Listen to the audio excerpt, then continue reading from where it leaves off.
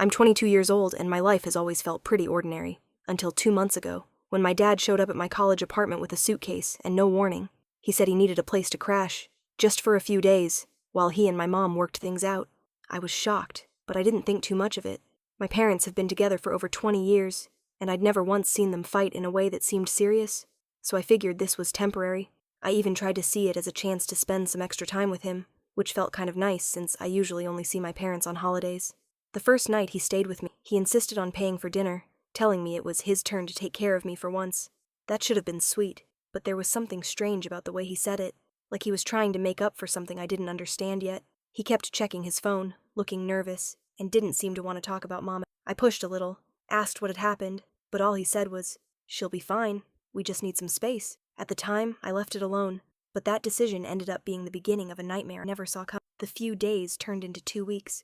By then, my little off-campus apartment felt like it belonged more to my dad than to me. He brought in more clothes, his shaving kit, even started cooking meals like he lived there. Every time I asked about Mom, he brushed me off, saying she needed time to cool down. The weirdest part was how he avoided calling her. I noticed he kept his phone on silent, flipped face down on the counter, and whenever it buzzed, he'd rush to his bedroom and close the door. One night, curiosity got the better of me. While he was in the shower, I glanced at his phone. I didn't mean to snoop. The lock screen flashed a notification that made my stomach drop. "Can't wait to see you again. Last night was amazing." No name, just a heart emoji. I froze. My first thought was that it had to be Mom, but deep down, I knew. My parents never texted like that. When Dad came back out, acting completely normal, it hit me. He wasn't just crashing at my place because of a fight. He was hiding, and I had no idea how deep into this mess I was about to get. The next morning, I couldn't look at him the same way. He made pancakes, humming like nothing was wrong, while my stomach twisted. I wanted to ask outright, but my voice wouldn't come out. Instead, I kept replaying that text in my head. The words burned into me. If it wasn't from Mom, then who? Later that day, when I got back from class, Dad was gone. His stuff was still in my apartment, but the car wasn't outside. I figured he'd just run errands, but hours passed. It was close to midnight when I finally heard the door unlock. I pretended to be asleep on the couch, and that's when I saw him quietly tiptoe in, holding a woman's scarf, not Mom's.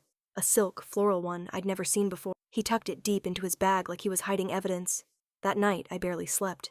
Every time I closed my eyes, my brain spun in circles. Was my dad cheating on my... And worse, was he using my apartment as cover? I knew I couldn't keep ignoring it. Something was going on, and whether I liked it or not, I was already part of it. The next day, I couldn't take it anymore. I skipped my morning lecture just to confront him. I asked straight out if he was seeing someone else.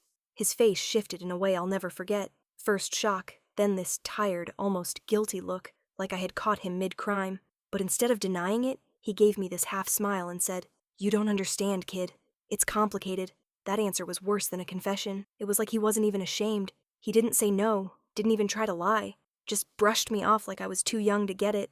And the way he said it, it almost felt like he was proud of himself, like he thought I'd side with him. The tension between us was unbearable, so I went out to clear my head. But when I came back that evening, I got the shock of my life. There was a woman sitting at my kitchen table, drinking tea like she belonged there. She was younger than Mom, maybe in her early 30s, and the floral scarf I'd seen last night was draped over the back of the chair. And my dad? He introduced her like this was completely normal. She smiled at me like we were old friends, but my stomach dropped. She said her name, Melissa, and acted way too comfortable in my apartment, like she'd been there before. Dad casually explained she was someone important to him, and that I should be polite. I couldn't even process the words. Important? He was still married to Mom, and here he was parading another woman into my space like it was no big deal. I excused myself and locked myself in my bedroom, shaking.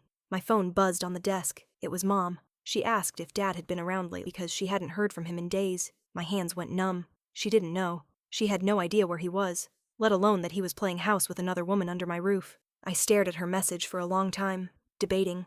Do I tell her what I've seen? Do I blow up his secret and risk shattering everything? Or do I stay silent and let this ugly charade keep unfolding? That was the moment I realized I was trapped between protecting my mom and betraying my dad.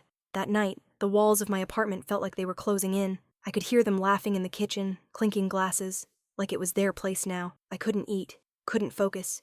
My phone kept lighting up with texts from Mom, short ones at first, then longer, worried ones. She said she thought Dad might be avoiding her, that she was scared something was wrong.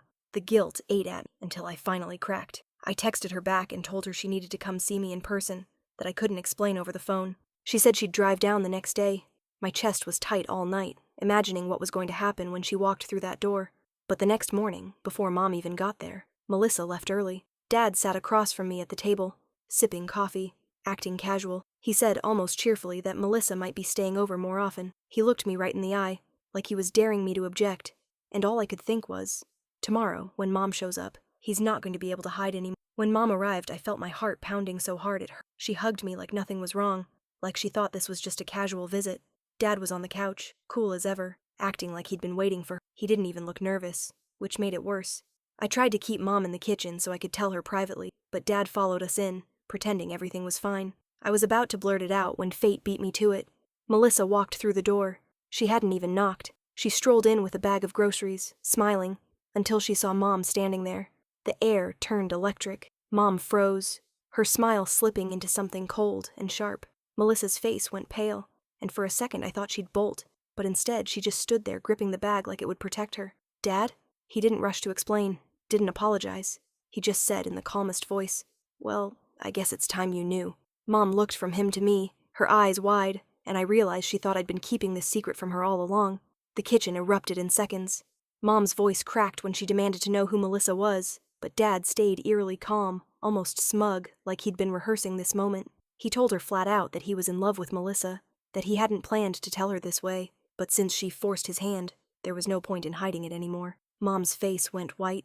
She looked at me with this expression I'll never forget, like she didn't just lose her husband, but her trust in me too.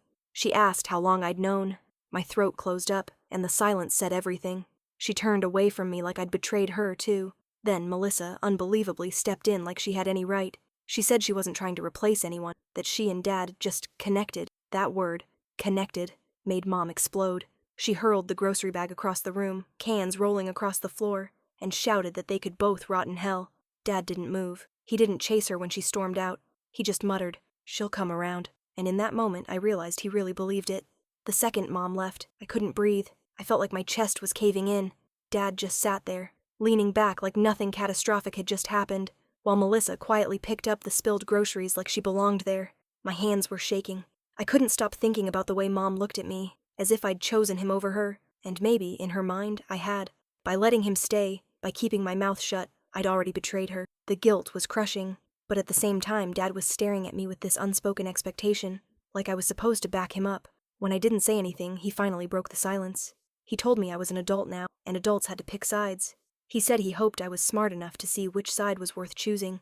That was the moment it hit me. He wasn't just using my apartment as a hiding spot. He was trying to use me as proof that his own child supported him, proof to throw back in Mom's face. And I realized, sick to my stomach, that I was just another piece in his game. That night, I couldn't sit still. I paced my tiny apartment, torn between rage and heartbreak, while Dad and Melissa laughed softly in the next room. Every sound from them felt like nails in my skull. At one point, I caught my reflection in the window and thought, how did my life turn into this? I was supposed to be worrying about exams, not about my father blowing up our entire family in my living room. When I finally couldn't take it anymore, I grabbed my keys and told him I was done. I said he had until morning to get out of my apartment, both of them. He barely looked up from the couch, just smirked and said, "You'll regret turning your back on me." That chilled me more than anything. The next morning, when I came back after crashing at a friend's place, his stuff was gone. The only trace left behind was a half-empty mug of coffee on the table and the faint smell of Melissa's perfume. Mom hasn't spoken much since that day. She's been staying with her sister, and when we do talk, I can hear the weight in her voice. She hasn't asked me to choose, but I already know the choice was made. Dad hasn't called me once. It's like he expected me to just fold into his new life. Now I'm left staring at the ceiling at night, wondering if I did the right thing. Did I betray him by forcing him out? Or did I finally save myself from being dragged into his wreckage? All I know is that nothing about my family will ever be the same again.